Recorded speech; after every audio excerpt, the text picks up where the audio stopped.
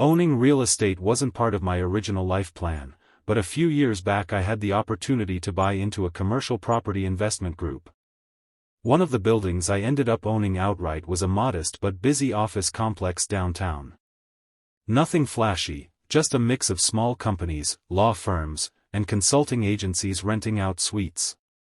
To most people who worked there, I was just another face in the building. I kept it that way on purpose. I liked blending in, checking on things without announcing who I was. And that's exactly how I ran into Karen. Karen was the office manager for one of the tenants, a mid-sized marketing company. She was loud, nosy, and had a personality that screamed HOA dictator. She had this air of superiority, like she owned not just her company, but the entire building. I first noticed her when she was berating a delivery guy in the lobby because his truck was parked in her spot. She didn't have a spot. She just claimed whichever one was closest to the door. The real problem started the day I came to the lobby with a maintenance contractor. We were discussing some plumbing repairs when Karen stormed over in her heels, arms crossed, eyes narrowed. "Excuse me, what are you doing in my building?" she demanded. I kept calm. "Just checking on some things." "Well, I don't know who you are, but you can't just wander in here," she snapped. "This lobby is for employees only. You're trespassing." The contractor glanced at me nervously. I almost laughed. "I actually have every right to be here," I said. Karen sneered. "Not dressed like that. You look like a janitor. Who do you even work for?" "I don't work for anyone here," I replied. "I own." She cut me off with a laugh. "Oh please. You don't own anything here. This is my office. And I'm sick of random people walking in like they belong. You're fired." I blinked. "Fired?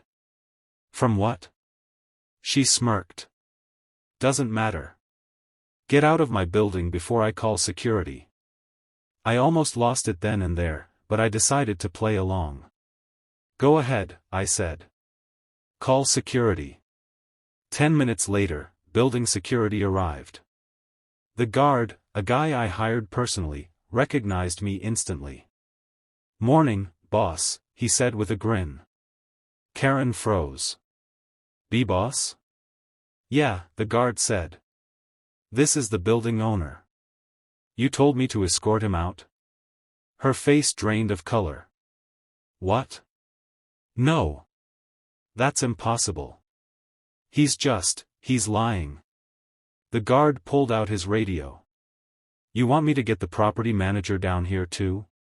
He can confirm." By now, a small crowd of employees had gathered in the lobby, watching the show. Karen stammered, wait, I didn't mean, this is just a misunderstanding." But it was too late. I calmly pulled a folder from my briefcase and handed it to the guard.